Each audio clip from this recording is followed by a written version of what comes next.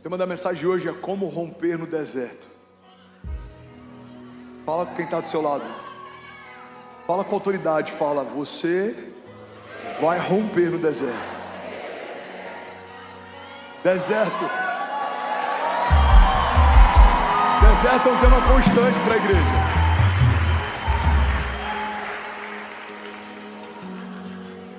Há quem acredite que o Evangelho nos dá uma isenção de desertos. Mas esse não é o Evangelho de Jesus. O Evangelho de Jesus nos testa em meio a desertos, tempestades, gigantes, desafios, falta. Nem sempre temos um livramento antes de uma crise, mas sempre temos um livramento no meio dela. Se fizermos do Senhor o nosso refúgio, por mais que algumas crises possam chegar, somos mais do que vencedores em Cristo Jesus. Fundamento básico é o entendimento de que o Deus que permite também é o Deus que protege. Tem momentos que Deus permite, tem momentos que Deus não permite, mas em todos os momentos, se você fizer dele a tua base de segurança, Ele vai te proteger. O Senhor protege você, o Senhor guarda a tua entrada, a tua saída, o Senhor guarda a tua família, os teus filhos. A Bíblia diz que podem 1000 cair ao nosso lado, 10.000 à nossa direita, mas nós não seremos atingidos. Então o Evangelho não é uma isenção de desafios, pelo contrário, os desafios fazem parte de uma jornada de fé. Em meio a desafios, a momentos de falta, de crise, de dor, de dúvida, é nesses lugares que a gente está sendo forjado para poder viver algo ainda mais glorioso. Deus está nos permitindo passar por desertos. Eu lembro que o Gustavo Paiva pregou algo aqui algum tempo atrás que foi tão impactante. Ele falou sobre 2 tipos de lágrimas que a gente sempre vai experimentar.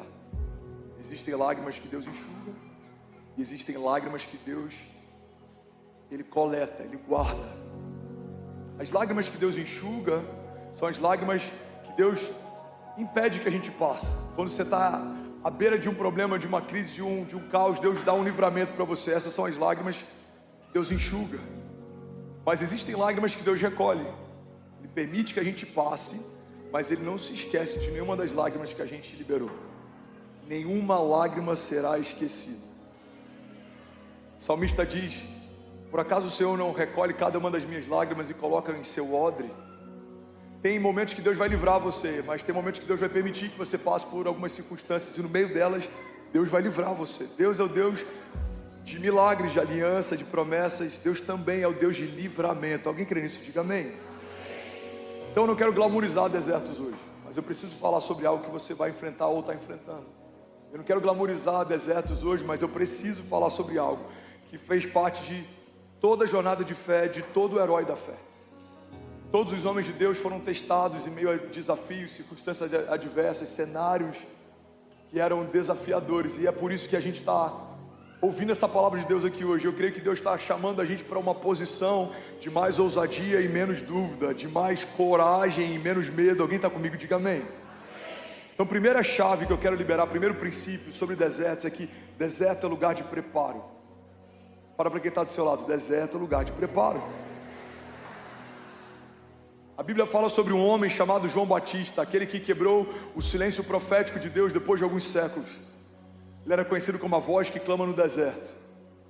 Onde João Batista foi preparado? Deserto.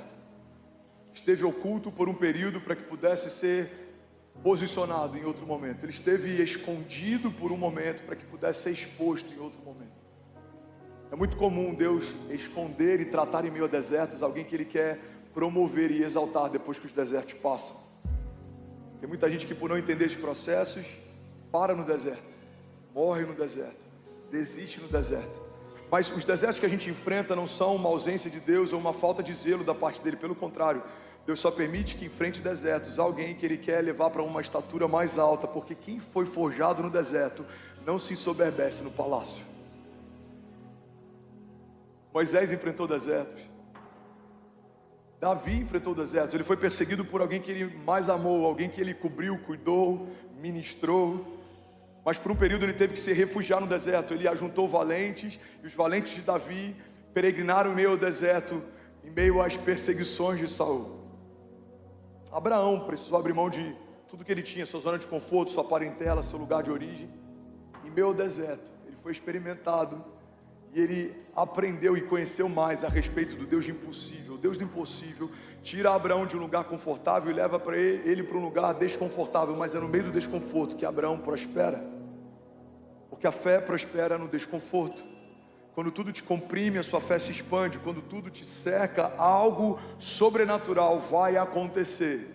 Se você permanecer e não duvidar, se você resistir e não recuar. Alguém comigo aqui, diga amém. Jesus, irmão, o verbo vivo, enfrentou tentações em meio a desertos. Jesus foi educado em meio a desertos, caminhou em meio a desertos, peregrinou em meio a desertos. Ele amontoava multidões em meio ao deserto. Jesus fez algo que eu amo quando o Vitor Hugo fala sobre isso. Ele fez algo tão poderoso, ele fez algo tão profético. Jesus fez com que o povo comesse no meio do deserto aquilo que o deserto não tinha para dar. Porque é isso que o profético faz. O profético te alimenta com algo que a geografia que você está não carrega. Até aquele dia, Pedro havia aprendido que peixes se multiplicavam debaixo das águas. Pedro era um bom pescador, ele aprendeu a vida inteira onde peixes se multiplicam, debaixo das águas. Mas um dia ele viu Jesus inverter essa ordem e multiplicar peixes no meio de um deserto. O Deus que foi experimentado em desertos, o Deus que experimentou os seus heróis da fé em desertos, não vai poupar a sua igreja de desertos. Por quê? Porque desertos não deformam alguém que foi chamado para vencer. Desertos não são o final da linha, desertos não são o final da história, desertos não são a última palavra, desertos não são um problema, desertos são a nossa escola da fé. Você pode declarar isso com autoridade, diga: desertos são uma escola da fé. Sabe, uma das coisas que eu aprendi em meio a alguns desertos que eu enfrentei é que o deserto não é o problema, o deserto é o cenário. O deserto é só o cenário, ele é só um pano de fundo. Porque tem momentos de crise que a gente vai enfrentar em meio a palácios. Davi caiu enquanto estava no palácio.